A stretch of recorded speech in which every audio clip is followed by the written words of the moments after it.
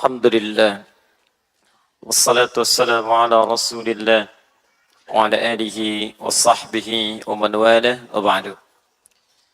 Alhamdulillah kita telah menunaikan salat Isya berjamaah. Semoga salat kita diterima oleh Allah Subhanahu wa taala. Alhamdulillah Allah berikan waktu setelah Isya, dan dengan waktu ini suara di mic jadi lancar, duduk jadi enak, dan kita mudah-mudahan bisa membahas pembahasan malam ini dengan lebih teduh insyaallah. Baik, syuhada, para ulama membaginya ke dalam 3 golongan berdasarkan keterangan dalam Al-Quran dan Sunnah Rasulullah SAW. Asy-syahidul awal, golongan pertama, adalah golongan yang disebut syuhada dunia akhirat. Golongan pertama. Jadi syahidnya mencapai 2 dimensi, dunia dan akhirat. Disebut syuhada dunia wal akhirat. Golongan kedua, ada yang disebut syuhada al-akhirah duna ad-dunya. Syuhada akhirat saja, dan tidak disebut dalam syuhada dalam konteks dimensi dunia. Ini tidak ma'ruf di kalangan manusia di dunia disebut syahid. Cuman dalam tinjauan Islam ketika dia ke akhirat nanti statusnya sebagai syahid. Ya? Jadi yang pertama ini ma'ruf di dunia disebut syuhada, di akhirat pun syuhada. Yang kedua, di dunia dia tidak disebut dengan syuhada, tapi di akhirat statusnya oleh Allah disebut dengan syuhada. Jelas? Yang ketiga, syuhada ad-dunya dunal akhirah. Nampak syahid. Nampak. Kalau nampak itu seperti syahid. Di dunia. Tapi diabaikan oleh Allah statusnya di akhirat. Di syahid dunia, nampak seperti orang syahid dunia, tapi di akhiratnya ditolak oleh Allah status syahidnya. Syahid dunia bukan syahid akhirat. Saya ulang ya. 1, syuhada dunia wal akhirah, golongan para syuhada yang ketika melakukan amalan ini menjadikan syahid di dunia disebut syahid, di akhirat pun disebut syuhada. Jelas? Yang kedua, syahidul akhirah, syuhadaul akhirah duna dunia. Syahid di akhirat statusnya, tapi di dunia tidak ma'ruf sebagai syuhada. Syuhada saat di akhirat, tidak saat di dunia. Jelas? Yang ketiga, syuhada dunya dunal akhirah. Syuhada, syahid, nampak seperti syahid saat di dunia. Orang dunia memandangnya syahid, tapi ditolak oleh Allah syuhadanya saat di akhirat. Jelas? Baik. Ya, kita masuk dalam golongan pertama. Nanti saya bacakan di antara ayat dengan hadis-hadis Nabi SAW. Ya. Golongan yang pertama, syahid dunia dan akhirat, adalah 1, ini puncak tertingginya, yaitu orang yang berjuang di jalan Allah, ya, dengan niat karena Allah Subhanahu wa taala sampai ia wafat. Orang yang berjuang di jalan Allah dengan niat karena Allah Subhanahu wa taala sampai ia wafat. Sering diistilahkan dalam Al-Quran dengan istilah jihad fi sabilillah. Atau muqatil fi sabilillah. Ya. Cuman sayang di terjemahan sering diterjemahkan dengan perang. Ya, perang. Itu kosakata yang menurut saya perlu disempurnakan gitu ya. Saya lebih senang istilah dengan berjuang. Ya, konteksnya lebih positif istilahnya. Ya. Orang yang berjuang di jalan Allah dengan niat karena Allah sampai ya wafat. Yuk kita keluarkan ayatnya. Pujian Allah pertama kali kita urutkan surahnya. Misal di surah Al-Baqarah dulu. Ya, surah kedua dalam Al-Quran. Ini pertama kali disebutkan statusnya. Quran surah kedua Al-Baqarah. Ayat 154 sampai 155. Ya. Khususnya di 154-nya, paling kanan sebelah bawah. Sudah? Wala taqulu liman yuqtalu fi sabilillahi amwata bal ahya'un walakin la yash'urun. Nanti yang wala nabluwannakum itu golongan yang akhirat tanpa dunia. Kita simpan dulu. Baik, ada ayatnya? Dan jangan Anda semua duga orang yang wafat ya karena sebab ia berjuang di jalan Allah Subhanahu wa taala sampai ia wafat begitu saja. Tapi sesungguhnya Allah akan berikan ia kemuliaan dan kehidupan yang lebih baik, istimewa dibandingkan saat ia hidup di dunia. Masya Allah.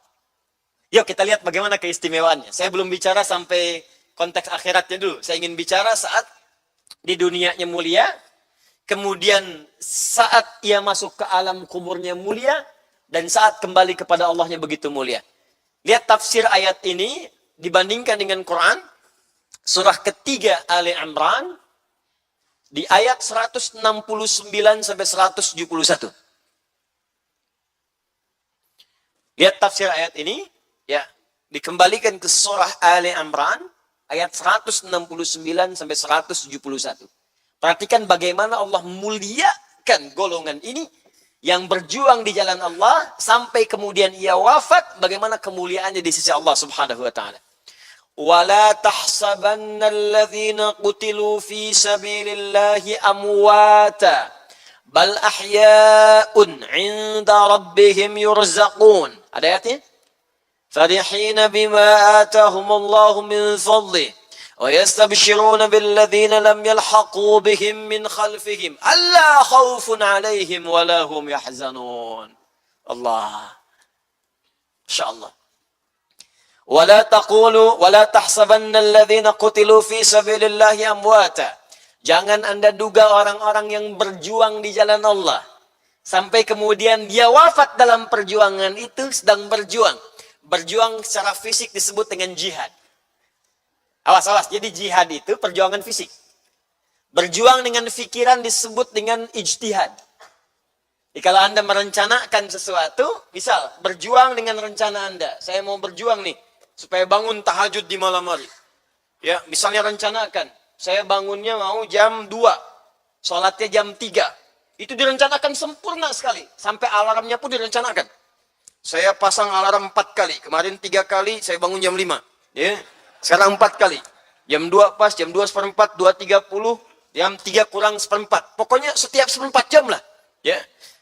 Itu ketika Anda rencanakan, sampai rencanakan wudhunya, mandinya, macam-macamnya, itu perjuangan merencanakan sesuatu disebut ijtihad namanya.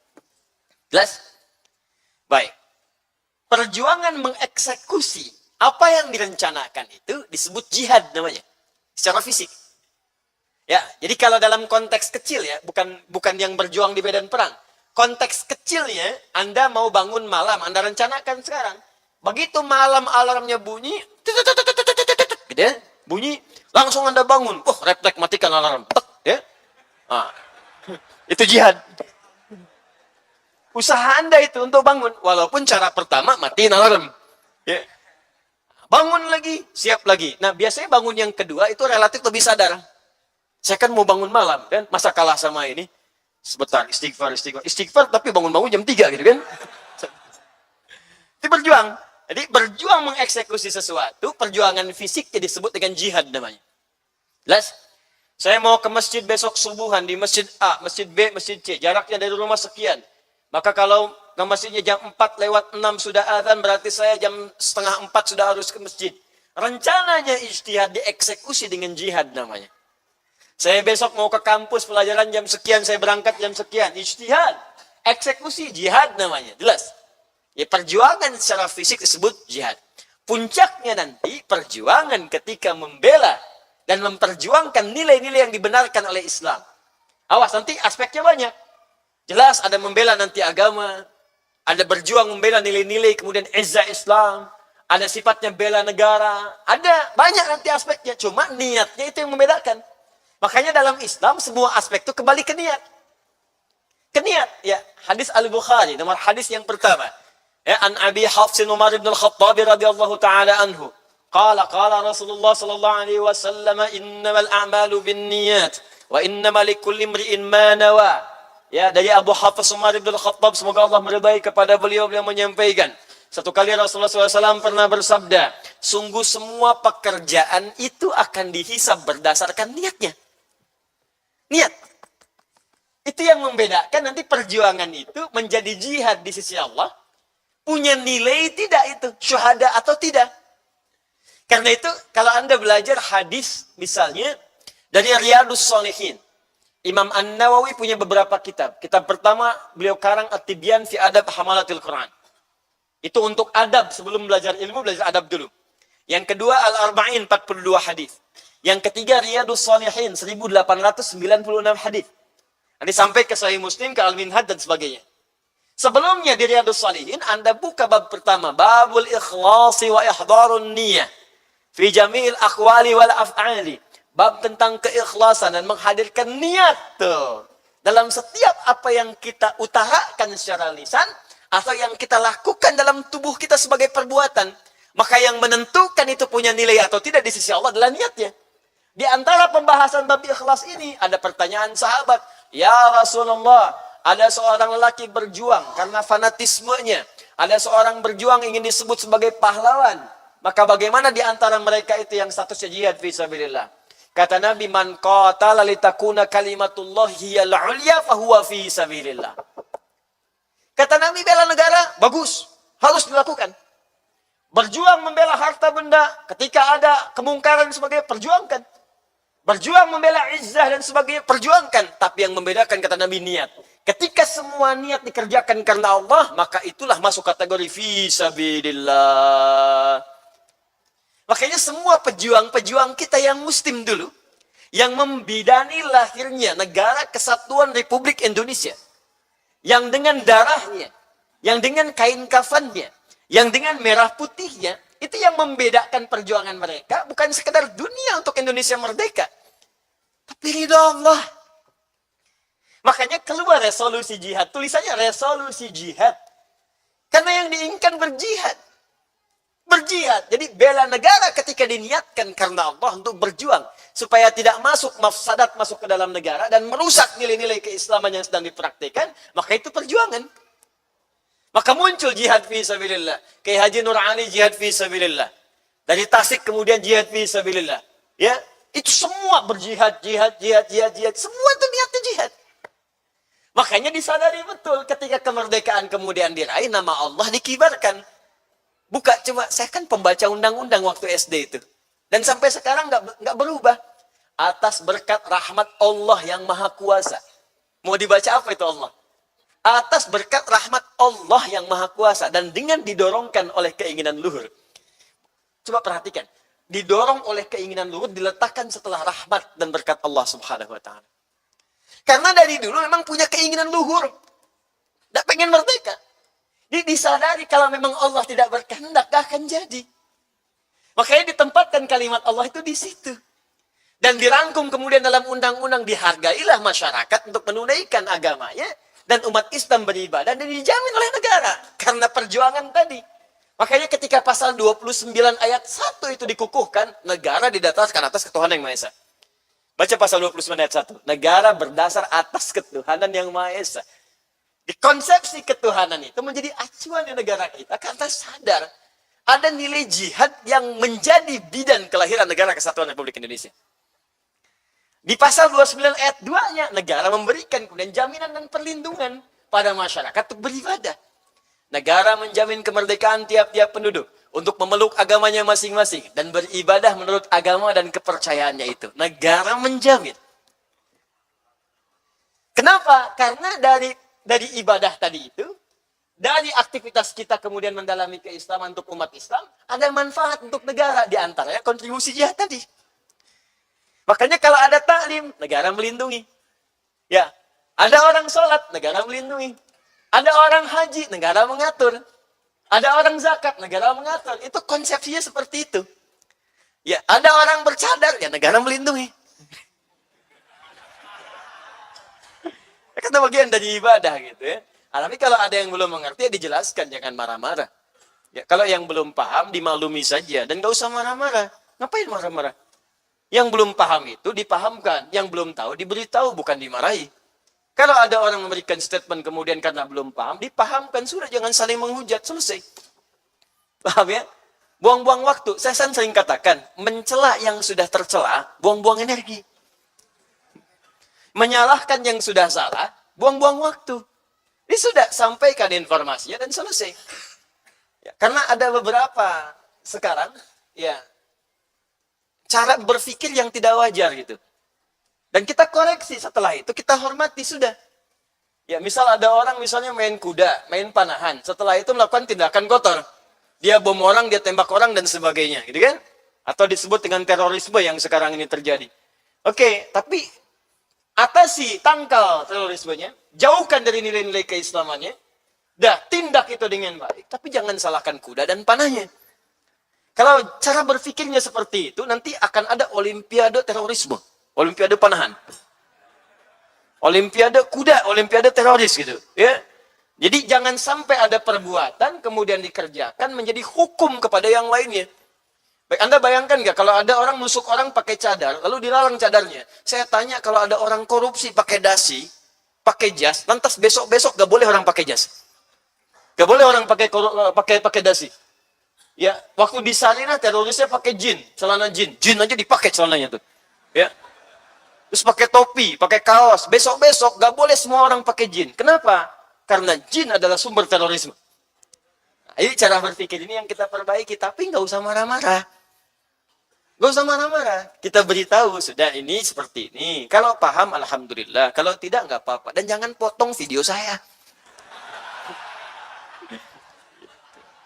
Ya, tugas saya itu memberikan arahan. Sudah. Ya, alhamdulillah diikuti, alhamdulillah. Kalau tidak, nggak apa-apa. Tapi jangan bikin kemudian kegelisahan-kegelisahan sehingga rame gitu. Kita ini sudah saatnya membangun. Sudah. Saatnya mengisi dengan kebaikan. Jangan ribut-ribut lagi. Ya, kalau semuanya ribut, kapan kita bangun negerinya? Kalau semua ribut, kapan kita menjadikan Indonesia ini makmur sejahtera seperti cita-cita undang-undang? Tapi ingat, kembalikan poinnya jihad fisabilillah. Nah, karena jihad ini penting, makanya dulu di kurikulum dulu, termasuk saya waktu belajar SD itu, sampai SMP, itu kurikulumnya masih ada tentang pembahasan sejarah kebudayaan Islam SKI. Dikisahkan perang ini, perang itu. Bukan perangnya sebetulnya, tapi diajarkan bagaimana cara berjihad yang benar. Makanya ketika pelajaran SKI itu ada, nggak ada kayak bom, nggak ada kayak tembak-menembak, nggak ada macam-macam, nggak ada. Kenapa? Karena pelajarannya ada, diajarkan dengan benar. Begitu pelajaran itu hilang sekarang, muncullah bom ini, bom itu, bom ini. Karena nggak ada cara mereka untuk belajar.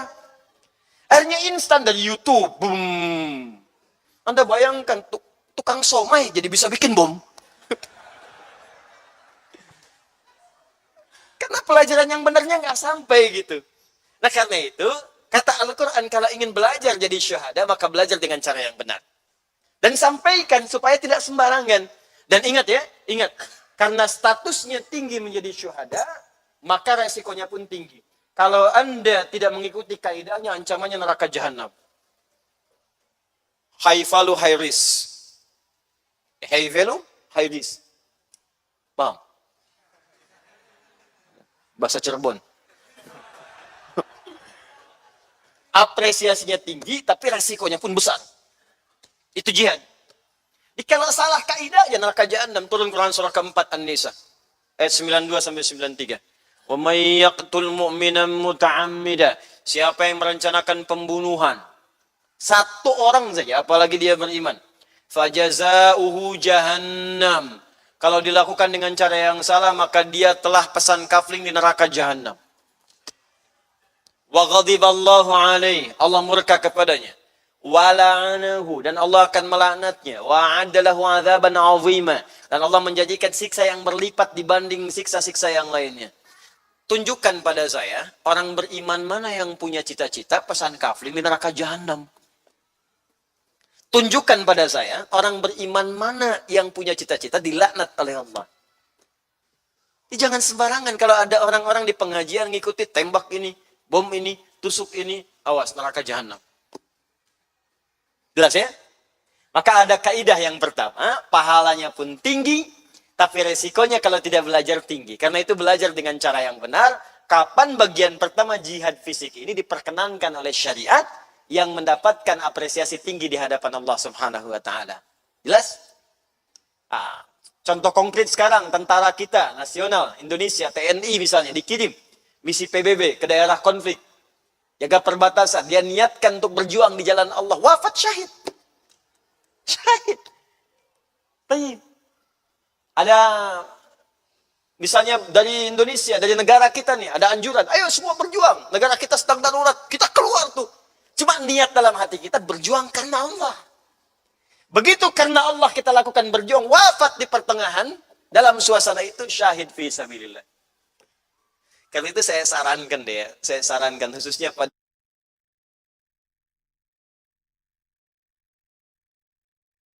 siap untuk membela negara saat dibutuhkan. Jika Anda hilangkan pelajaran ini, maka Anda akan menyesal di kemudian hari karena roh untuk berjuang akan berkurang. Asal diajarkan dengan cara yang benar. Insya Allah, bom ini, bom itu, bom kulkas, bom panci, bom macam-macam hilang semua. Hilang semua insya Allah. Ya, jelas ya? Nah, status yang pertama ini, insya Allah, teman-teman sekalian, ya, kalau benar dikerjakan, insya Allah akan melahirkan pahala yang sangat luar biasa. Apa diantara pahalanya? Fokus baik-baik. Allah sampaikan, wala tahsabanna alladhina qutilu fi sabilillahi amwata. Jangan kira orang yang wafat berjuang seperti ini sifatnya wafat begitu saja.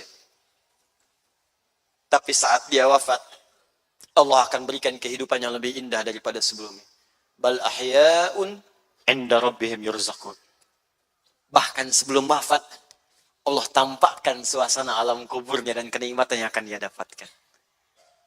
Makanya jangan heran orang-orang yang mau wafat begitu tuh, sedang jihad itu, banyak kisahnya Pak Bu. Antum sekali-kali bacalah kisah-kisah yang dulu-dulu, sirah para sahabat, sirah para tabi'in, sirah orang-orang dulu. Bahkan ada seorang ibu, Bu, itu menyiapkan anaknya semua untuk berjihad di jalan Allah. Jihad di jalan Allah. Ya, saat ada tuntutan untuk itu, disiapkan khusus. Bahkan ada dulu seorang ibu yang meminta semua keluarganya berjihad. Karena kemuliaan itu. Ya, dan saking cintanya dengan Rasulullah, yang pertama dilihat oleh beliau Rasulullah. Begitu datang kabar, waduh ibu katanya, ini anakmu tadi wafat syahid di jalan Allah. Rasulullah gimana? Rasulullah. Ibu, ini suami anda wafat jalan Allah. Rasulullah gimana? Hampir semuanya. Jadi wafat dengan syahid ini sebuah kebanggaan. Dan puncaknya melihat figur Rasulullah SAW. Bikin semua janji tadi. Ada seorang ibu yang dikabarkan anaknya, oh ibu anakku sedang berjuang. Saya tanya, sudah syahid belum? Sudah syahid belum? Bahkan orang dulu itu mencita-citakan anaknya itu bisa syahid. Jika ada tuntutan untuk bisa mendapatkan itu semua. Makanya belajar dengan benar, tuntutan itu ditempatkan di mana dengan baik.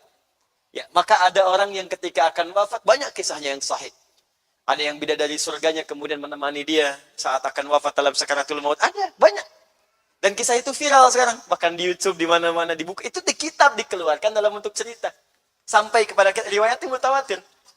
Ya, ada yang berjuang tiba-tiba wafatnya senyum begini. Ada yang saat mau meninggal baca Al-Quran. Seperti Syekhul Islam Ibnu Taimiyah itu. Dalam berjuang. Ya, Masya Allah. Jadi banyak yang saking nikmatnya itu jadi kebiasaannya terbawa. Mau wafat ada yang baca Quran, mau wafat ada yang baca hadis, mau wafat ada yang senyum gitu. Masya Allah. Nggak ada yang bengong kayak antum begini.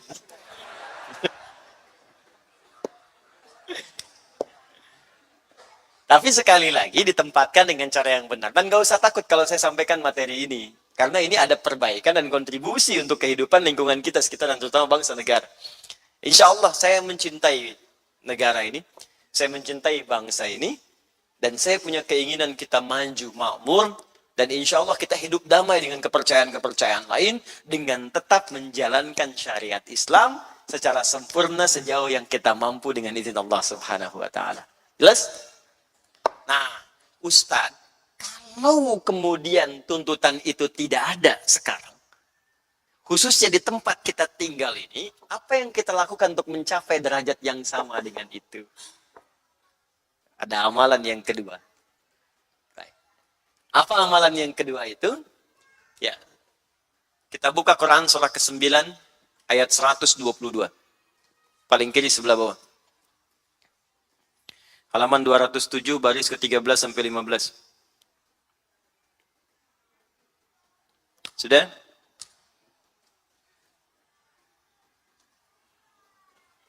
Awas, fokus. Saya ingin tunjukkan pada Anda, kalau situasi itu tidak ada, jangan bikin rusuh.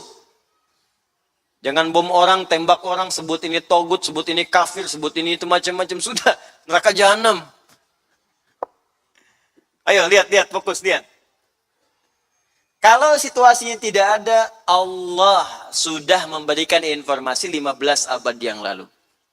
Bahwa aku turunkan, kata Allah, satu amalan yang saat engkau kerjakan nilainya sama dengan orang yang berjuang langsung di medan perang, statusnya mujahid fi sabilillah. Kalau ia wafat, wafatnya syahid syuhada. Wah. Saya bacakan ayatnya. وَمَا كَانَ الْمُؤْمِنُونَ لِيَنْفِرُوا كَافَّةً فَلَوْلَا نَفَرَ مِنْ كُلِّ فِرْقَةٍ مِّنْهُمْ طَائِفَةٌ لِيَتَفَقَّهُوا فِي الدِّينِ وَلِيُنْذِرُوا قَوْمَهُمْ إِذَا رَجَعُوا إِلَيْهِمْ لَعَلَّهُمْ يَحْذَرُونَ. Ada ayatnya? Baik.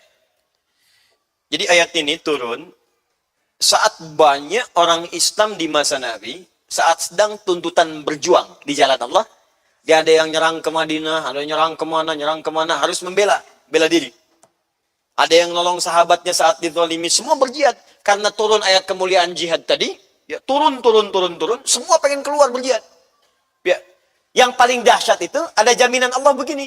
Kata Allah, saking nikmatnya orang jihad itu di alam kuburnya, sampai-sampai kalau mampu, ia akan balik kepada yang masih hidup mengatakan, di sini nikmat, kalau bisa cepat nyusul sini. Yang di Ali Imran tadi, wa yastabshiruna bil ladzina lam yalhaqu bihim min khalfihim alla khaufun 'alaihim wa la hum yahzanun. Saking nikmatnya. Di semua pengen keluar. Jadi kalau ada panggilan jihad, langsung keluar. Bahkan ada kisah yang sangat viral pada saat itu, suami itu, Bu, seorang suami sudah berniaga berbulan-bulan. Pulang ke rumahnya malam-malam, begitu datang, sudah disambut oleh istrinya, sudah mandi, sudah makan sama-sama, sedang ngobrol di kamar. Malamnya mau istirahat. Tiba-tiba wanada munadin, lewat seorang penyuruh mengatakan, jahidu fi sabilillah. Sekarang ada waktunya jihad, ada panggilan jihad. Itu langsung pamit, Bu. Ma, panggilan Allah sudah tiba sekarang. Saya mau diizin ya jihad dulu. Resikonya belum tentu pulang.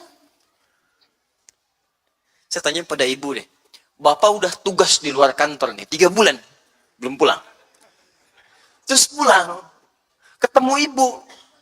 Udah cium tangan, udah mandi, udah makan, udah segala. Ibu sedang ngobrol nih, tiba-tiba ada panggilan, jihad gitu. Masuk telepon. Terus pamit, Ma, Papa jihad dulu ya. Saya tanya pada ibu, diizinkan atau tidak? Pak, kalau bisa gelombang kedua aja. Coba lihat. Pamit ya, Mah. Aku jihad dulu. Panggilan Allah sudah tiba. Kita bertemu di surga. Yakin betul gitu. Kita bertemu di surga.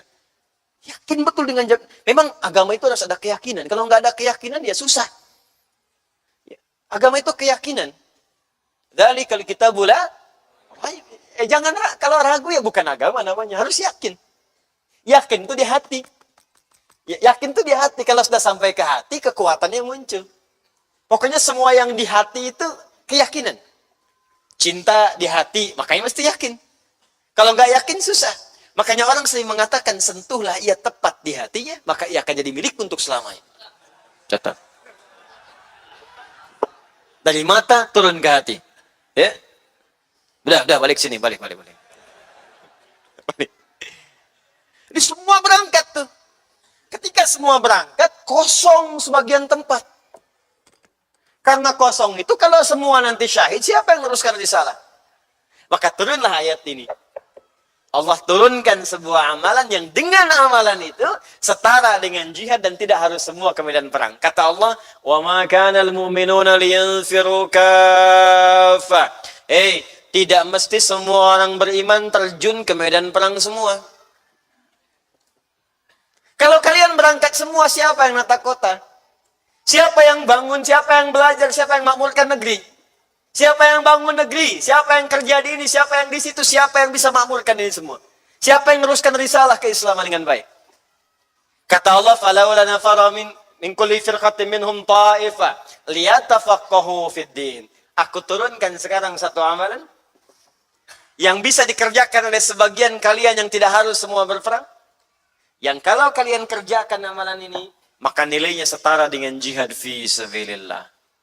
Kalau wafat saat sedang mengerjakannya, syahid syuhada. Semua ahli tafsir memberikan pandangan, ya, terkhusus Syekh Mustafa Al-Maraghi dalam tafsir Al-Maraghi mengatakan ayat ini diturunkan untuk menyamakan status amalan ini dengan jihad fi sabilillah di medan perang. Artinya kalaupun ada yang berjihad dan yang lain mengamalkan amalan ini, statusnya syuhada kalau wafat. Mujahid ketika beramal. Kalau tidak ada tuntutan kemudian berjihad dengan perjuangan, maka amalan ini statusnya naik di atas jihad dengan amalan fisik. Ada di atas. Apa amalannya? Kata Allah, liyatafaqahu fiddin. Amalannya tafaqquh fiddin. Dari kata fikih. Menggali, memahami, belajar tentang semua tuntunan yang bisa dipelajari dalam ad-din. Amalannya tafaqquh fiddin. Saya pelan-pelan ya. Nanti saya berhenti dulu di sini. Setelah ini nanti kita undang teman-teman yang akan berjuang tafaqquh fiddin ini. Nanti saya akan mintakan juga insya Allah wakil ketua MPR untuk hadir bersama kita nanti insya Allah setelah huraian ini untuk memberikan ya sebuah pesan-pesan khususnya pada siswa yang akan tafaqquh fiddin ini, dan mudah-mudahan kita doakan mereka pulang kembali menjadi ulama insya Allah. Ya. Lihat sini. Amalannya disebut tafaqquh fiddin. Bu, Pak, hati-hati Bu, Pak. Ini nilainya sama dengan orang yang berjihad di medan perang. Saat terjadi tuntutan. Apa itu tafaqquh? Tafaqquh berasal dari kata fikih artinya. Dari kata fikih, faqaha. Faqaha bimakna al-fahmu. Paham. Fikih itu artinya paham. Ya, saya ulang. Fikih artinya apa? Paham. Gini, kita belajar ilmu nahwu dan sharaf dulu ya. Di ilmu sharaf, kalau ada kata dasar ditambah ta di depannya, maka di antara fungsi ta itu menunjukkan kesungguhan dan keseriusan.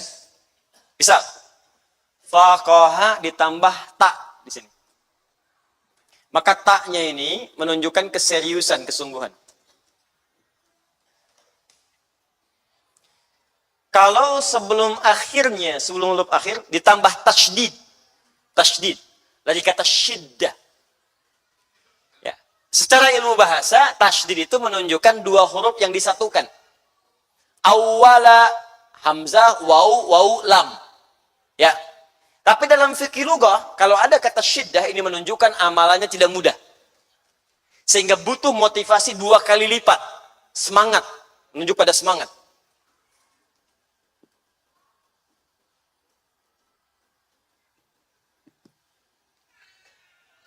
Kembali ke sini. Tafaqquh berasal dari kata fikih artinya paham. Kata Allah, saya turunkan satu amalan yang kalau kalian kerjakan amalan ini akan setara dengan mujahid fi sabilillah. Kalau wafat kalian akan masuk dalam status syahid. Kalau banyak kan disebut syuhada. Apa amalannya ya Allah? kalian coba ikuti, kalian coba sertai, kalian coba adakan khusus, fokus, kegiatan-kegiatan untuk memahami fiddin, semua yang terkait dengan ad-din. Yang dimaksud ad-din dalam Al-Quran al-Islam. Tafsirnya Quran surah ketiga ayat 19. Inna ad-dina indallahil Islam.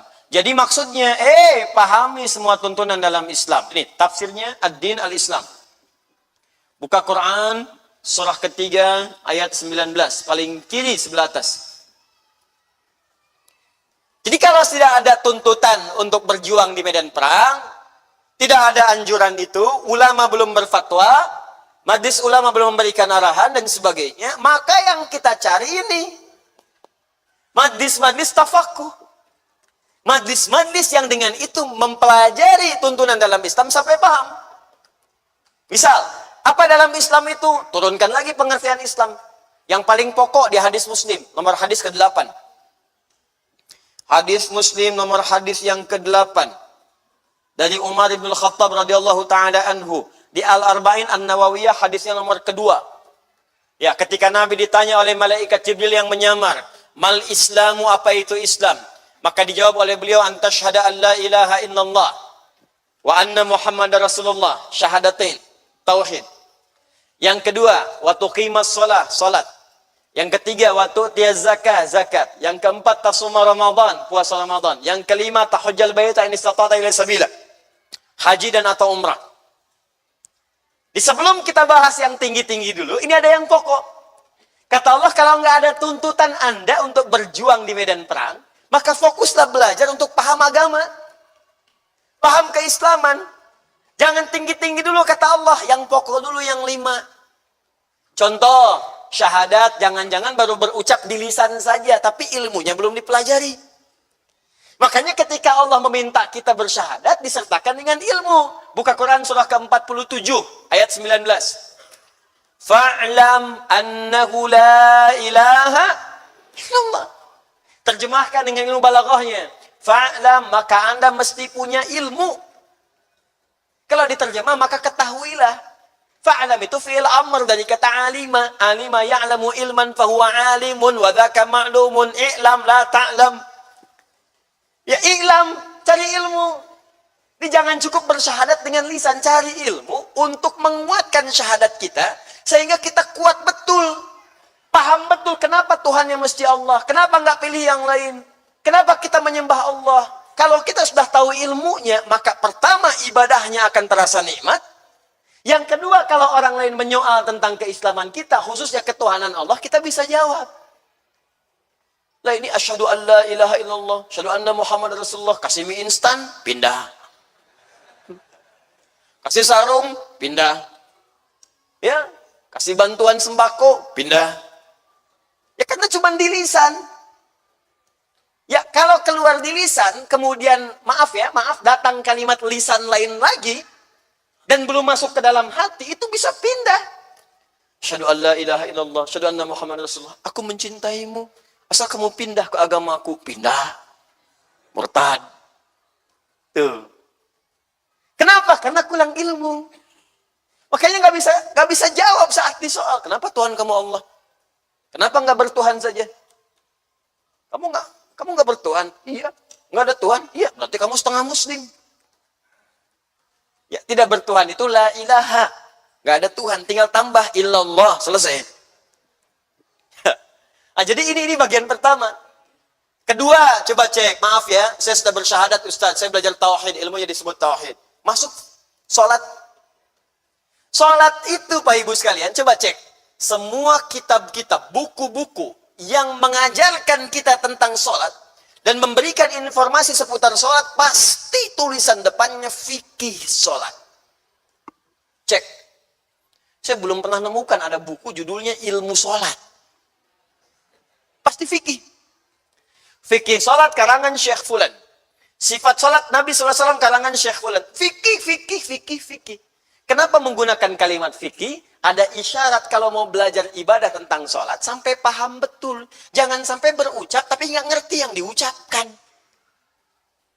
Coba, saya sering sampaikan kalimat ini. Jujur sampaikan pada saya. Dan tanamkan pada jiwa Anda. Demi Allah saya katakan. Anda dari ribuan kali ruku dan sujud sampai malam ini, berapa persen bacaan sholat yang Anda pahami? Ya bagaimana sholatnya bisa khusyuk kalau nggak ngerti yang dibacakan? Ruku nggak paham. Sujud nggak ngerti. Duduk di antara dua sujud nggak juga paham. Ya bagaimana kita bisa menikmati sholat kita? Dan anehnya dikerjakan itu 5 kali sehari. Subuh nggak paham, zuhur nggak paham, dikasih oleh Allah asar nggak paham juga, dikasih kemudian maghrib nggak paham juga, isya nggak paham, sudah puluhan tahun nggak ngerti juga. Mau sampai kapan, Joni? Sampai kapan? Maka kita bikin peta. Cari majlis ilmu, majlis ta'lim yang mengajarkan kita sampai paham, sampai mengerti. Dia bukan sekadar memberikan doktrin. Ikuti saya. Ikuti saya. Kalau nggak ikut sama saya, oh berarti Anda salah keislamannya. Yang dibenarkan oleh Quran itu cari yang memahamkan kita. Karena itu saya sering katakan pada Anda, kalau Anda belajar dengan saya, tidak meningkat wawasan Anda, tidak paham tentang agama, tinggalkan saya. Cari ustaz lain. Itu lebih baik. Makanya kita bikin peta sekarang. Ini pengajian mana nih? Ya di depan tinggal Anda. Di sini ada Al-Ihsan, Jannatul Firdaus, Baitur Rahim, Al-Azhar, Al-Ihsan sana lagi. Ya, ada As-Salam, terus ke sebelah sana. Ya, ada lagi yang ke Sumarekon macam. Cek jadwalnya mana fikih sholat. Gurunya siapa? Ngajarkan apa?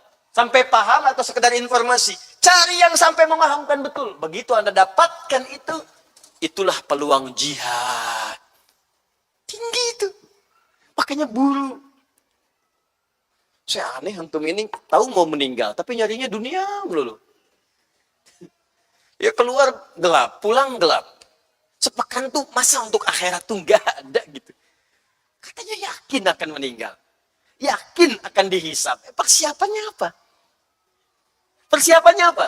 Hah? Kalau malam ini wafat apa persiapannya? Dan kita kan nggak tahu kapan wafat. Coba sebelum tidur tuh merenung sejenak ya. Kalau saya malam ini wafat, bagaimana status saya di hadapan Allah? Sholat saya dari sekian banyak diterima enggak? Amalan saya berapa yang diterima? Berapa yang ikhlas? Berapa yang sering dibincangkan pada orang? Berapa yang pengen dipuji? Berapa banyak yang ingin dinilai oleh manusia? Dan Anda masih merasa aman dengan hisab yaumul qiyamah. Itu ada anak-anak Anda. Ada cucu. Ada bapak, ada ibu. Apa enggak terbayang satu saat ketika Anda berpisah dan mendengar teriakan anak Anda yang Anda sekarang pangku-pangku. Yauma yafirrul mar'u min akhi wa ummihi wa abi. Ibu berpisah dengan anaknya. Suami dengan istrinya. Anak-anak dengan keponakan dengan temannya. Wa man fil ardi jami'a tsumma yunji. Dia berharap pengen selamat sendiri. Sementara ketika dia mau selamat, anaknya teriak, "Papa, panas, Pak. Panas, panas." Anda bisa apa saat itu? Anda merasa aman sampai malam ini. Mau sampai kapan gitu? Sampai kapan? Kalau cuma kita lafadzkan, kita nggak mengerti. Memang betul, sah sholatnya, sah. Sah sholat. Cukup sampai di situ. Tapi kenikmatannya kosong gitu. Kita pengen ketika sholat tuh ada air mata yang mengalir. Pengen saat sujud ada kepasrahan tertunduk. Pengen saat berdoa ada keindahan dan ketenangan saat memohon. Itu bagaimana bisa mendapatkan itu kalau nggak mengerti yang kita kemudian dapatkan. Mana akhirat kita? Dan ketika Anda hadir di taklim semacam ini, itu jihad. Jihad. Makanya kalau saya katakan, petakan tuh taklim-taklim sekitaran tempat kita. Jangan semua buat dunia. Sabtu, Ahad, cari. Kan udah diajarkan oleh sahabat Nabi. Ya, Abbas, paman Nabi SAW, itu pebisnis, sukses, pengusaha. Tapi punya waktu-waktu saat weekendnya untuk belajar dengan Nabi. Sampai hafal 200 hadis. Anaknya dibawa, kalau beliau sedang bekerja, anak dititipkan. Sehingga saat Nabi meninggal, bapaknya hafal 200 hadis, anaknya hafal 2000 hadis. Tuh. Biasakan seperti itu. Kalau wafat antum pas saat mengikuti itu, wafat meninggal, syahid. Masya Allah. Kayaknya ada ulama yang sedang mengajar begini, di antara guru itu ada guru-guru kami itu, sedang mengajar begini, tiba-tiba senyum. Asyhadu an la ilaha illallah, asyhadu anna Muhammadan rasulullah. Tinggal. Ya. Insya Allah. Ada yang senang baca Quran di masjid. Antum sekali-kali kalau buka YouTube, carilah orang-orang yang seperti itu supaya bisa menggetarkan hati gitu. Mengingatkan pada kematian itu penting. Cari ulama-ulama saleh, lihat yang lagi baca Quran, meninggal, lagi sholat, meninggal. Terus tanya pada diri antum, saya meninggalnya saat bagaimana? Nah, ini dia. Oke. Jadi kita jangan bicara yang tinggi-tinggi dulu. Dan udahlah sekarang jangan cari banyak masalah. Jangan cari banyak keributan. Kita mau fokus aja kerjakan kebaikan. Belajar dengan baik, kontribusi yang positif, hilangkan hoax, hilangkan kata-kata kotor dan sebagainya. Sudah fokus siapkan akhirat kita. Kata Nabi, ini kalimat ini penting sekali. Sayaghlibu 'ala dunya Luqa ibn Luqa. Nanti akan tiba orang-orang yang berusaha menguasai dunia kalangan Luqa bin Luqa. Luqa bin Luqa ini orang yang tidak kenal kebaikan. Dia orientasinya buruk aja gitu. Dunia buruk dan sebagainya. Maka yang paling baik di antara itu, kata Nabi, adalah orang tua yang menyiapkan anak-anaknya konsisten dalam kemuliaan. Fokus rawat jadi anak baik. Rawat jadi anak mulia. Jadi kalau bukan Anda yang penghafal Quran, anaknya yang hafal. Kalau bukan Anda yang hafal hadis, anaknya investasikan. Kalau sudah seperti itu, semuanya akan baik. Jadi kalau anak Anda baik, kan ke depan itu generasi yang akan berkontribusi pada negara, pada lingkungan, itu anak-anak kita, bukan kita sekarang. Jadi kalau kita siapkan semuanya baik sekarang, mereka akan jadi anak baik kemudian hari. Dan panennya saat akhirat nanti. Karena kita nggak akan tahu saat kapan mereka kembali kepada Allah. Panennya akhirat. Akhirat. Jadi kalau orientasi begini enak hidup kita tuh, enak. Fikih zakat. Fikih haji, fikih umrah. Berapa banyak orang umrah tapi nggak ngerti yang dilakukan. Putar Ka'bah. Sayang, ada yang jual kebun, jual tanah, jual macam-macam. Sampai di sana, ibadahnya nggak sempurna. Ada yang tawaf bawa handphone. Subhanallah, alhamdulillah, la ilaha illallah, Allahu akbar. Sa'inya live, kelihatan di sana. Wow, aku lagi lari-lari kecil nih. Oh. Tuh. Ya, oh saya kira kamu maraton. Yalah. Tuh, sayang itu. Sayang. Ini fikih. Jadi kalau tidak ditemukan amalan yang pertama tadi, maka penuhi majlis-majlis ilmu. Majlis ilmu itu pun yang memahamkan kita tentang syariat. Nah, kalau ada yang seperti ini statusnya, mujahid fi sabilillah. Jadi bukan majlis yang menghilangkan keimanan atau ilmu, ketawa-ketawa nggak jelas, ya kan? Atau nggak ada manfaatnya untuk kehidupan kita. Terakhir, ini baru setengah, kata Allah, waliyunziru qaumahum idza raja'u ilaihim la'allahum yahdharun. Orang yang belajar ini bukan sekedar datang, tapi dia memahami, mencatat, mengingat, dan dari pelajaran itu di-share lagi kepada anggota keluarganya yang tidak ikut belajar. Ini isyarat dari Al-Quran, tidak semua yang tafakuh fiddin sekeluarga ikut semua. Kayak antum sekarang, mungkin suami ikut, istri tidak. Ya kan? Anak ikut, orang tua tidak. Orang tua ikut, anak tidak. Jangan soleh sendirian, karena antum tuh ada keluarga yang lain. Masa cuma ente aja yang ke surga, anak mau dibawa kemana? Istri gimana? Keluarga, kerabat bagaimana? Tetangga bagaimana? Ya. Makanya kata Al-Quran, serius belajarnya, catat, gak paham tanyakan, cek lagi. Sekarang ada YouTube, enak bisa dilihat, dibolak-balik, gitu kan? Ya, kaji lagi, pahami lagi, itu caranya. Jadi kalau kita belajarnya demikian, itu Masya Allah, tinggi nilainya insya Allah. Ya, nanti doakan. Saya insya Allah dalam waktu dekat ini lagi cetak beberapa buku dan mushaf. Nanti kalau rezeki masih ada, saya mau cetak buku tulis, catatan penuntut ilmu. Nanti saya bagi deh. Ya, bagi supaya antum mencatat. Ya, nanti apa yang nggak ada bilang sama saya. Pulpen kurang, nanti saya cari pulpen. Ya. Makanan nggak ada, cari sendiri. Ya. Banyak di luar. Ya. Ah, itu yang itu tuh kita nanti perbanyak tuh ya. Insyaallah. Baik, jadi mana pinjam. Jazakallah khair. Nah, ini ya. Nanti di sini ada buku catatan penuntut ilmu. Insya Allah nanti kita perbanyak lagi. Ini nanti ada catatan bagaimana belajar secara singkat. Dalamnya ada catatan kosong. Nah, ibu jangan campur-campur, ya. Utang, kredit, arisan yang ada di sini. Ya. Nah, ini untuk belajar aja. Dan jangan disobek supaya ada catatan. Nanti dia bersaksi di hadapan Allah dari kiamat. Ya, tapi tidak harus dibawa ke kuburan. Ya, kalau saya meninggal, sertakan catatan ini di dalam kubur. Kalau tanya malaikat, man rabbuka, lengkap di sini.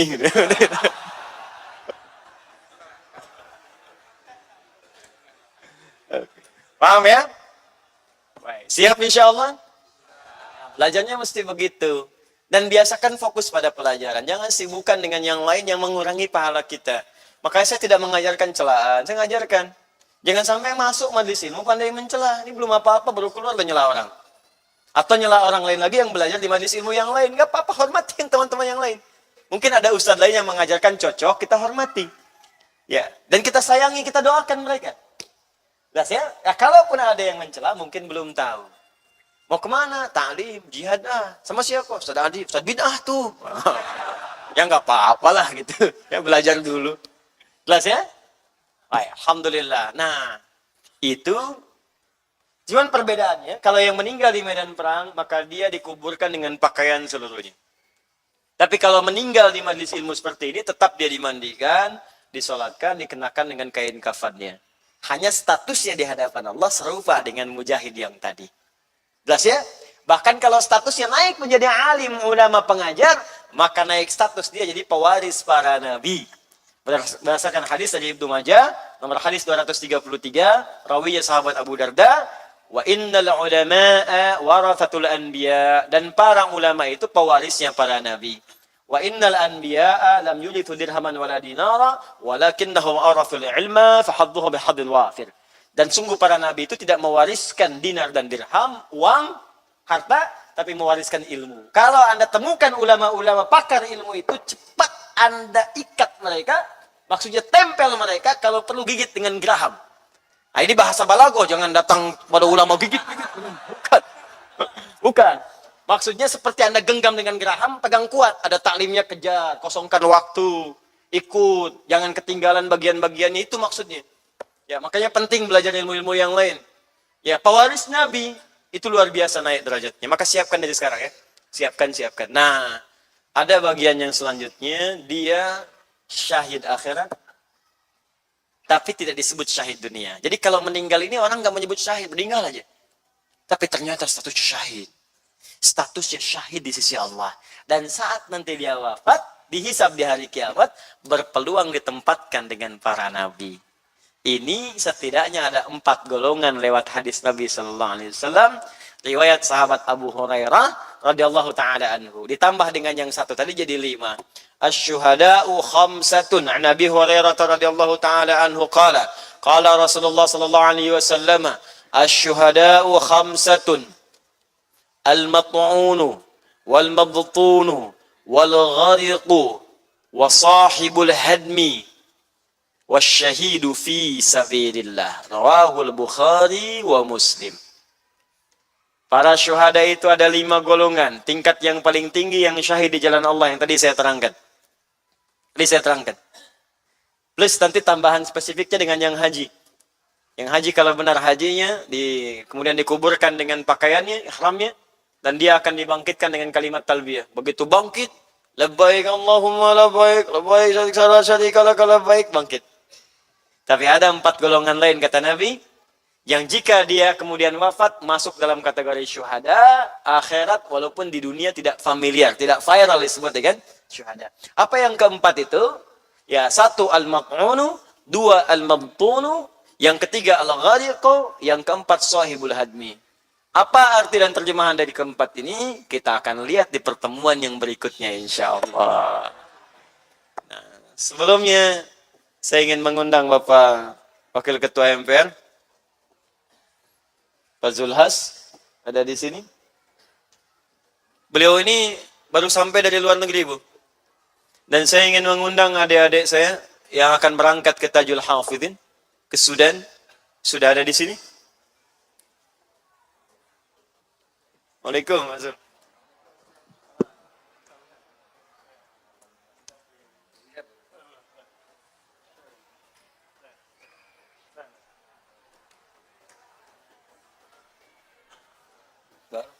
Sampai ya? Oh, Masya Allah. Iya, ya. Beliau baru dari London, Turki.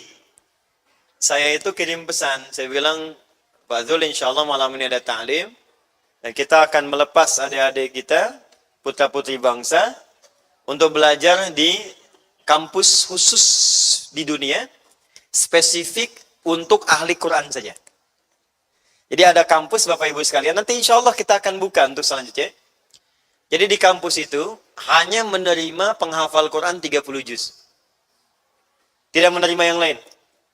Dan dia akan diberikan ilmu-ilmu di sana sesuai dengan aspek terapan dari Qurannya.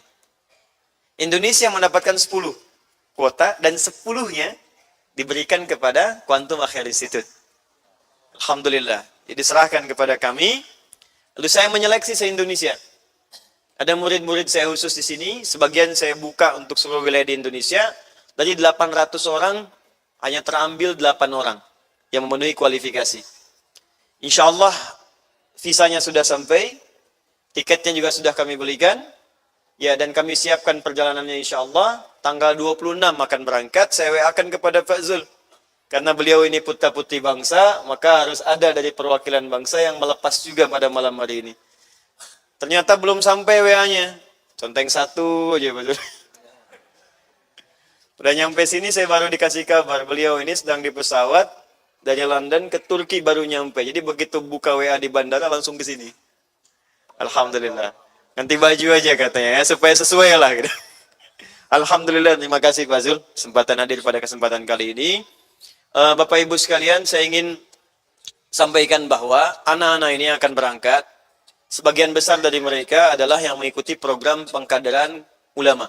Dikinya punya kelas khusus namanya PKU, ya, program kader ulama. Insya Allah seperti saya janjikan, di pekan ini akan dibuka kembali, sudah masuk gelombang kedua. Gelombang kedua sudah selesai, akan masuk gelombang ketiga. Gelombang ketiga ini, saya kasih bocoran syaratnya sekarang. Insya Allah yang akhwat juga akan saya buka. Saya terima ikhwan 10, akhwat 10, syarat pertamanya mesti hafal Quran 30 juz. Itu saya bimbing langsung. Saya akan bimbing langsung, saya bimbing selama setahun. Setelah itu nanti saya kirimkan untuk belajar di pusat-pusat keilmuan, sumber-sumber ilmu sesuai dengan bidangnya. Nanti pulang lagi supaya bisa mengabdi insya Allah di masyarakat Indonesia. Pada malam hari ini, saya langsung saja, saya undang, di mana Mas? Maaf ya. Yang 8, yang itu Pak Taufik. Enggak, itu aja. Ada beberapa adik-adik kita yang akan berangkat, bisa berbaris di belakang sini. Silakan. Pinjam mic-nya Mas. Mic-nya pinjam. Sini ya. Nah ini insya Allah adik-adik kita yang akan berangkat, teman-teman sekalian. Silakan Pak, ayo silakan. Ini ada teman-teman kita, ini sudah belajar dengan kami di sini. Dan saya utus ke Istanbul dulu, untuk belajar dulu setahun. Di mereka ngambil sanad di Istanbul, ini ada di antara mereka yang sudah hafal Quran, yang sanadnya tersambung ke Rasulullah SAW. Ya, nyambung, 30 juz. Dan saya tugaskan sebelum berangkat untuk mengabdi dulu di lingkungan kecil, supaya bisa memahami fikih dakwah. Dan mohon doakan, mereka akan berangkat insya Allah ke kampus yang tadi saya sebutkan, kurang lebih belajar S1 4 tahun, S2 2 tahun, S3-nya 2-3 tahun. Jadi pulang-pulang ke sini insya Allah, masing-masing sudah jadi ahli Quran, dengan izin Allah subhanahu wa ta'ala. Ini karena dari luar Jawa, dari Padang, dari mana, dari macam-macam, ini 5 yang sudah hadir. Antum dari mana? Dari Bogor. Siapa namanya? Muhammad Faiz. Muhammad Faiz dari Bogor. Nah ini sudah sanad, sudah selesai. Quran dengan punya sanad ke Rasulullah SAW. Ya. Antum dari mana? Dari tadi. Dari Purwakarta. Ya. Siapa namanya? Fauzi. Sudah menikah belum? Qorib insyaallah. Maaf ya, udah punya calon. Udah ini juga insyaallah sudah hafal 30 juz. Antum? Abdullah Hidayat. Masya Allah. Dari? Padang Panjang. Dari Padang Panjang. Insyaallah. Ini Padang Panjang tiba di sini. Kapan tiba di sini? Baru saja sampai, Ma. Pakai pesawat? Sampai ke sini? Oh, Masya Allah. Antum dari mana? Tangerang, Tangerang. Siapa namanya? Mus'ab, Mus'ab. Ya, Mus'ab juga sudah selesai 30 juz. Kemudian anta kaifa halak? Masmuk? Muhammad Habib Ar-Rashid. Dari mana? dari Bogor. Dari Bogor. Ini juga sudah selesai 30 juz dan punya sanad sampai ke Rasulullah SAW.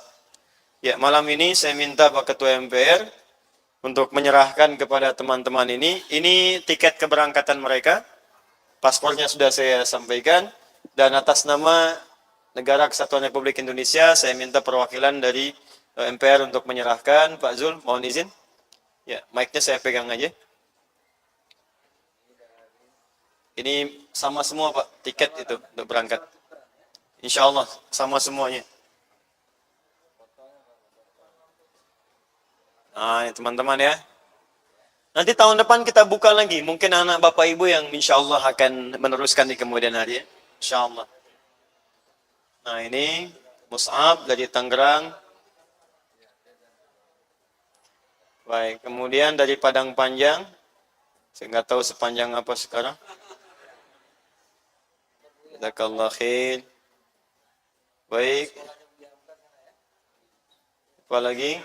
Ini dari Purwakarta. Kemudian dari Bogor, Faiz, jazakallah khair. Baik ya, silakan boleh kembali ke tempatnya masing-masing. Pak Zul, mohon izin silakan. Kemudian saya ingin infokan yang pertama setelah ini, bulan depan di kisaran pertengahan Desember, sekitar 15 sampai 17. Seperti saya sampaikan akan ada karantina akbar yang menyampaikan metode menghafal Quran 30 juz dan tidak harus lewat karantina. Jadi nanti bisa Anda kerjakan di tempat masing-masing.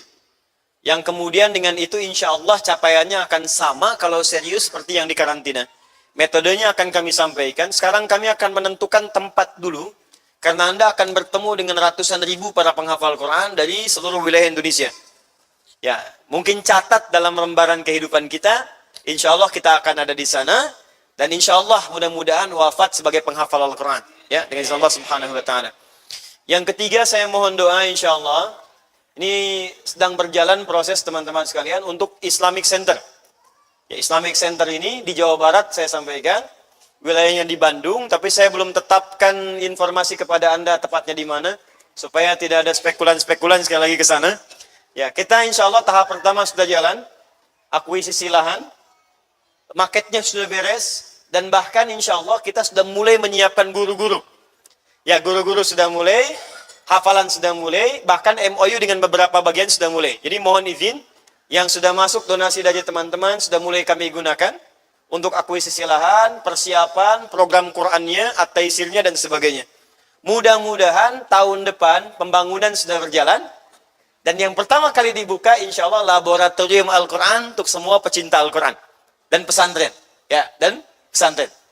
Baik, terakhir barangkali saya mintakan ke Pak Zul untuk sedikit memberikan masukan, testimoni kepada kita. Dan nanti setelah Pak Zul sampaikan, saya akan memberikan kejutan sebagai penutup dari pertemuan kita untuk informasi yang sangat penting. Silakan Pak Zul. Bismillahirrahmanirrahim. Assalamualaikum warahmatullahi wabarakatuh. Alhamdulillah. Wassalatu wassalamu ala Rasulillah wa ala alihi wa sahbihi wa ala amabadu. Alhamdulillah Pak Ustaz, saya 5 hari tugas. Tadi begitu landing dapat WA dari guru kita. Ada melepas mujahid-mujahid kita ke Sudan. Baru baca tadi jam 6. Jadi saya langsung pulang, ganti baju aja terus kemari. Saudara kita doakan guru kita Ustaz Adi Hidayat selalu diberi kekuatan, diberi kesehatan. Amin, amin. Untuk terus berjihad di jalan Allah. Cita-citanya ingin melahirkan 100.000 penghafal Al-Quran. Saya berjanji sekuat tenaga akan membantu mendukung beliau sebisanya. Apalagi tadi lihat anak-anak kita, coba lihat tuh tadi yang 5, muda-muda, gagah-gagah. Begitu melihat wajah-wajah mereka, nampak bahwa Islam akan bangkit dari Indonesia insyaallah. Oleh karena itu Ustaz sekali lagi, mungkin kalau beasiswa itu kan terbatas Ustaz. Dari negara penerima terbatas. Artinya kalau anak-anak muda gini memiliki kemampuan, itu kita juga bisa carikan beasiswanya. Saya punya anak-anak ada 500, kita didik di Lampung. 500 itu 400 beasiswa, 400, 100 saja yang bayar. Satu bulannya satu anak 2,5 juta. Berarti kalau 400 berapa itu? Tinggal hitung aja. Artinya kalau ada teman-teman nanti yang memiliki talenta, memang pintar, kalau 8 kita kirim atau 10 kita kirim, lama. Tapi kalau bisa banyak, Indonesia yang luas ini dengan 260 juta penduduk, ya, belasan ribu pulau, kalau banyak ahli-ahli Quran nanti yang kita kirim kembali ke tanah air, maka saya kira percepatan ya, untuk memahami Al-Quran dan menjadikan Islam menjadi Indonesia menjadi pusat kebangkitan Islam itu mudah-mudahan bisa terrealisasi. Tadi juga Ustadz kita, guru kita akan buat lembaga pendidikan di Kabupaten Jawa Barat, Kabupaten Bandung. Kita doakan, kita dukung sebisa mungkin, kita berlomba-lomba untuk mendukung ini jalan untuk surga. Mudah-mudahan nanti di sana juga cita-cita Pak Ustadz dan kita semua untuk menjadi pusat kajian Al-Quran bisa terlaksana dengan baik, dan semoga Allah memberi kekuatan dan pertolongan kepada kita. Amin. Saudara-saudara, tidak ada kemajuan yang instan, ya. Cuma pilpres 5 tahun terus Islam maju, nggak mungkin, tidak mungkin. Ya, Islam kalau maju ya caranya seperti yang lakukan Pak Guru, Ustadz Pak Guru kita, mendidik, melatih, ya, melahirkan mujahidah dakwah yang memiliki ilmu yang tinggi, barulah Islam akan bangkit dan maju di tanah air. Semoga Allah SWT beri kekuatan dan pertolongan kepada kita. Saya juga nanti akan mendampingi Pak Ustadz tanggal 26 di Turki. Beliau alhamdulillah mendapat anugerah Dr. Honoris Causa di Turki, yang nanti juga akan dihadiri di acara itu insyaallah Presiden Turki Erdogan. Kita doakan sekali lagi Ustadz kita selalu dikaruniai kekuatan dan pertolongan Allah SWT. Terima kasih. Assalamualaikum warahmatullahi wabarakatuh. Assalamualaikum warahmatullahi wabarakatuh. Ya, dan saya dapat informasi juga 48 orang ya khusus yang belajar di tafsir dari Wajo juga hadir di sini. Ya, Wajo 48 orang ya yang belajar tafsir malam ini hadir. Wajo itu di Sulawesi, kalau dari Makassar bisa 5 jam lagi ke sana. Saya pakai helikopter. Anda bayangkan, jadi yang ke Makassar 2,5 jam, tambah 5 jam lagi 7,5 jam, bisa hadir di sini. Maka bagaimana yang kita jaraknya dekat-dekat dengan kita semua? Ada yang dari Wajo? Boleh angkat tangan? Oh, ini ada. Oh ya, baik ya. Baik. Nanti tolong panitia berikan hadiah kepada 48 orang ini. Paket buku yang saya tuliskan ya. Insyaallah sama yang At-Taisir yang juz 30 ya. At-Taisir juz 30. Sama ada buku-buku minta tim 48 orang. Jadi nanti bisa pulang dengan membawa sesuatu. Yang lain insya Allah pulang membawa pahala ya, dengan izin Allah Subhanahu wa Ta'ala. Baik, informasinya insya Allah kajian taklim selanjutnya yang biasa dimulai ba'da maghrib akan ada pendahuluan dengan izin Allah Subhanahu wa taala yang kita buka tiap pekan seperti janji saya, akan ada juga pengajar dari Mesir. Ya, yang saya mintakan nanti untuk bisa standby di sini, kalau ada yang mau baca Quran langsung boleh. Ada yang mau ngambil sanad boleh. Ada yang mau belajar bahasa Arab boleh, karena mereka nggak bisa bahasa Indonesia. Ya, jadi begitu ceramah antum tiap hari aja dengerin, ntar juga insya Allah pusing sendiri. Dan bisa kemudian nanti pekan depan saya mulai atur, kalau bukan Sabtu dan Ahad standby, ya saya akan sertakan mereka sebelum kajian dimulai dengan saya. Mungkin ba'da asarnya dia sudah membuka di sini. Jadi saya lihat kadang-kadang ada yang datang lebih awal, dia ada yang kemudian nginap bahkan, ya ada yang kemudian sudah pagi-pagi sehari sebelumnya sudah mojok di sapu itu tiba-tiba suruh keluar gitu ya. Ada yang ya itu nanti bisa ambil manfaat lebih insya Allah. Pekan depan mohon izin kita libur dulu ya. Tapi saya tidak melarang Anda datang, silahkan datang, cuman saya nggak ada. Saya mau ke Turki, lanjut ke Eropa. Ya teman-teman yang di Eropa kita insya Allah bertemu. Insya Allah nanti saya ke Belanda dulu, ke Holland, ke Utrecht, kemudian sambung ke Belgium. Ya, tahu Belgium? Dari Garut lurus ya, yang belok-belok. Kemudian berhenti di Paris insya Allah. Jadi terakhir kami di Paris dan kembali ke sini. Dan kita akan mulai lagi sepulang insya Allah dari Eropa dengan izin Allah Subhanahu Wa Taala. Jadi izin 1 pekan, boleh datang lagi di pekan berikutnya. Dan insya Allah saya sudah siapkan teman-teman untuk menyiapkan apa yang tadi saya sampaikan. Terima kasih atas perhatian Anda semuanya. Semoga dirahmati Allah Subhanahu Wa Taala. Allahumma taqabbal minna innaka antas sami'ul alim. Tub alaina innaka antat tawwabur rahim. Allahumma nahmaduka hamdan syakirin, hamdan na'imin, hamdan yuwafi ni'amahu yukafi mazidah. Ya Rabbana lakal hamdu wa lakal syukru kama yanbaghi li jalali wajhikal karim wa li 'azimi sultanik. Allahumma nusalli wa nusallimu ala Rasulillahi sallallahu alaihi wasallam wa ala alihi wa sahbihi ummati ila yaumil qiyamah.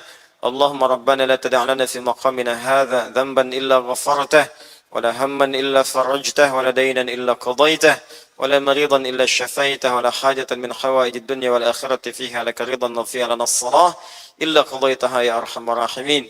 اللهم علمنا ما ينفعنا علمنا ما جهلنا ووفقنا بما تعلمنا ووفقنا لنعمل ما تعلمنا به.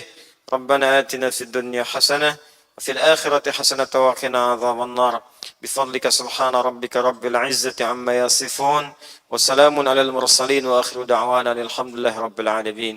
سبحانك اللهم وبحمدك أشهد أن لا إله إلا أنت استغفرك ونتوب إليك. السلام عليكم ورحمة الله وبركاته.